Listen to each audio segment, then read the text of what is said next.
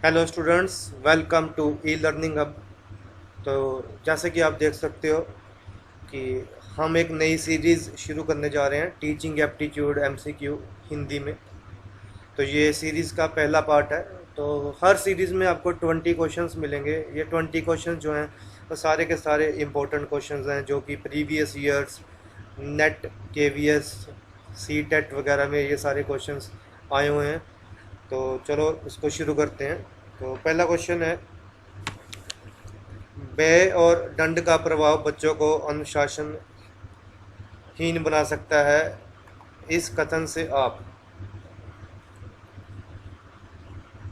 इसका सही आंसर क्या है? व्यय और दंड का प्रभाव बच्चों को अनुशासनहीन बना सकता है। इस कथन से आप पूर्ण सहमत हैं, आंशिक रूप से सहमत हैं, अनिश्चित हैं, पूर्ण असहमत हैं। तो इसका सही उत्तर है ऑप्शन नंबर ए, पूर्ण सहमत हैं। अध्यापक के लिए सबसे मूल्यवान ऑप्शन है उसकी नौकरी है, उसकी गरिमा एवं मर्यादा है, छात्रों का विश्वास है, उसकी शिक्षण के प्रति आस्था है। तो अध्यापक के लिए सबसे मूल्यवान क्या चीज़ है? छात्रों का विश्वास। तीसरा क्वेश्चन, आप विद्यालय में छात्रों में सहयोग की भावना विकसित करने के लिए क्या करेंगे?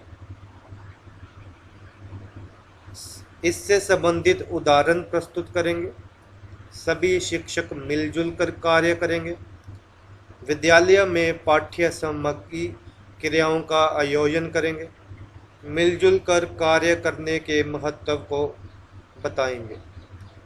छात्रों में सहयोग की भावना को विकसित करने के लिए आप विद्यालय में पाठ्य सामग्री क्रियाओं का आयोजन करेंगे। फोर्थ क्वेश्चन है, अच्छा अध्यापक वह है जो परिश्रमी हो, अपने विद्यार्थियों से सच्ची लगन रखता हो, सदा जीवन व्यतीत करता हो, अपने विषय में प्रवीण हो। तो अच्छा अध्यापक वो है जो कि अपने विद्यार्थियों से सच्ची लगन रखता है। शिक्षा के प्रचार एवं प्रसार से लोकतंत्र मजबूत होता है, अंधविश्वास में कमी आती है, आर्थिक विकास की दर बढ़ती है। ये सभी शिक्षा के प्रचार एवं प्रसार से ये सारा कुछ होता है। तो option D is right answer. आप स्कूल के बाहर अपने किसी छात्र से किस प्रकार से व्यवहार करेंगे?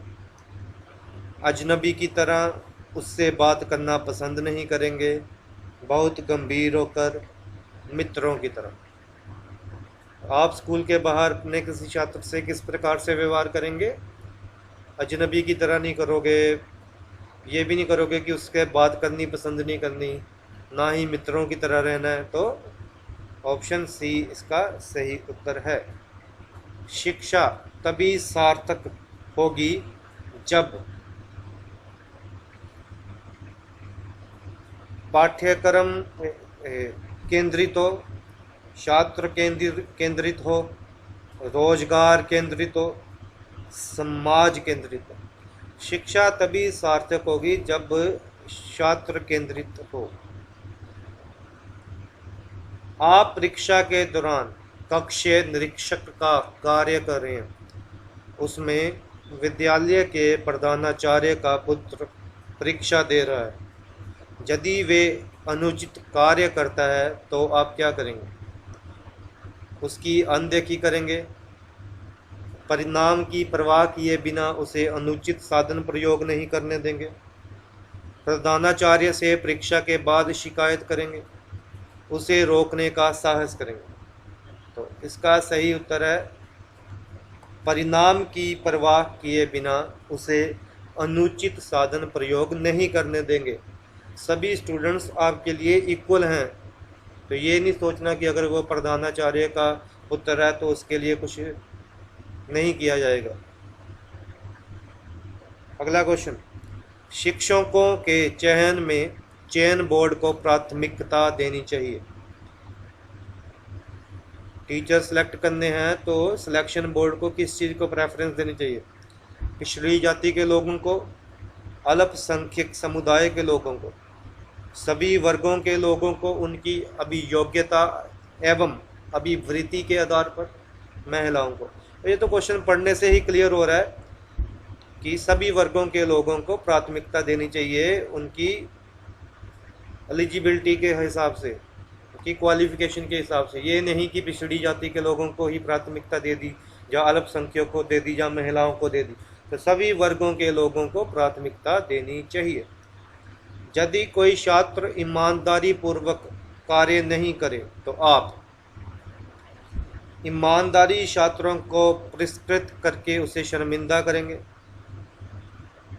देखो, छात्र के अभिभावक को सूचित करेंगे, सख्त दंड देकर उसे ईमानदारी पूर्वक कार्य करने के लिए बाध्य करेंगे, ईमानदारी सर्वोत्तम नीति है उसे बतलाएंगे। इसका सही उत्तर है ऑप्शन डी। यदि कोई छात्र अपनी आशा से कम अंक पाता है, उसे क्या कहकर सांत्वना देंगे? हो सकता है तुम्हारे उत्तर अति विचित्र होने के कारण परीक्षक को समझ में ना आए। परीक्षा में अंक कम मिलने के पीछे परीक्षक की लापरवाही भी हो सकती है। तुम्हें अपने परीक्षा में विश्वास रखना चाहिए। ये सभी।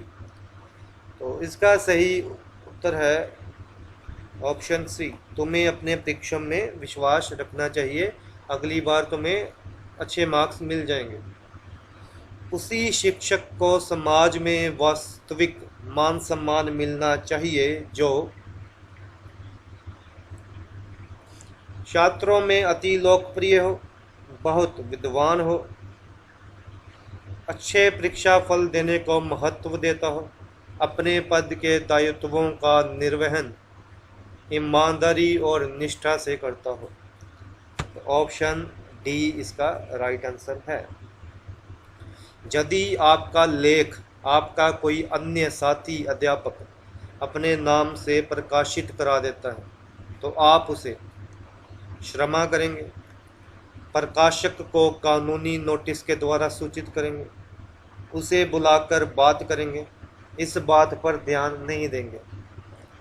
तो इसका सही आंसर है प्रकाशक को कानूनी नोटिस के द्वारा सूचित करेंगे। अध्यापक को अपने उस छात्र पर गर्व करना चाहिए जो यदि शिक्षक बन जाए तो समर्पण के साथ छात्रों के हित के लिए सदैव प्रयासरत रहे, अनैतिकता के प्रति शांतिपूर्ण विरोध दर्शाए, अपने जीवन के आदर्शों पर अडिग रहे। ये सभी। इसका सही उत्तर है ऑप्शन डी। एक शिक्षक का निजी जीवन कैसा होना चाहिए?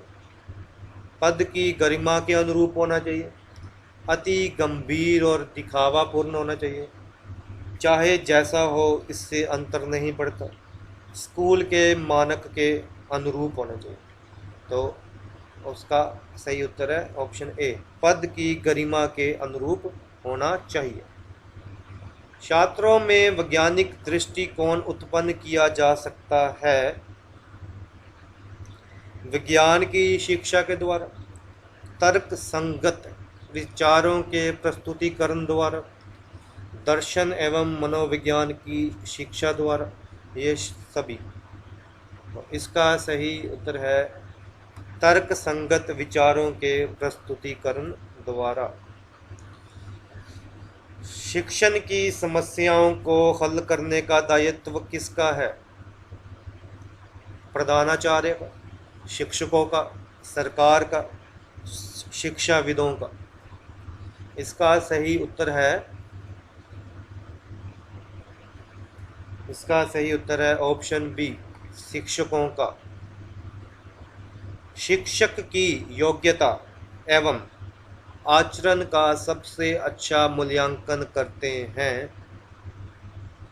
इसका सही उत्तर है ऑप्शन देखें कौन से, उनके प्रधानाचार्य, उनके शिष्य, समाज के संप्रभात लोग, विशेषज्ञ। तो इसका सही उत्तर है उनके शिष्य। अपने आपके विचार में शिक्षा का उद्देश्य होना चाहिए शिक्षा ग्रहण करने के बाद नौकरी, छात्रों की मानसिक योग्यता का विकास, छात्रों को साक्षर बनाना, बालकों का सर्वांगीण विकास। तो इसका सही उत्तर है ऑप्शन डी, बालकों का सर्वांगीण विकास। अगर कोई आंसर आपको ठीक ना लगे तो कमेंट सेक्शन में ज़रूर बताएं। पाठ्यक्रम निर्माण में किस बात को मुख्य रूप से ध्यान में रखना चाहिए? शिक्षा के उद्देश्यों को, छात्रों की आवश्यकताओं, रुचियों एवं योग्यताओं को, शिक्षण अनुसंधानों को, ए और बी दोनों। कोई भी आंसर सही ना लगे तो कमेंट सेक्शन में कमेंट जरूर करें। तो ये पार्ट 1 है, तो ऐसे और भी पार्ट टाइम टू टाइम मैं अपलोड करता जाऊंगा। ये सारे क्वेश्चंस इंपॉर्टेंट हैं, ये आपके काम में आएंगे। तो लास्ट वाले क्वेश्चन का आंसर क्या है? ए और बी दोनों। कोई भी सजेशन हो, कोई फीडबैक हो तो ज़रूर करके बताएं।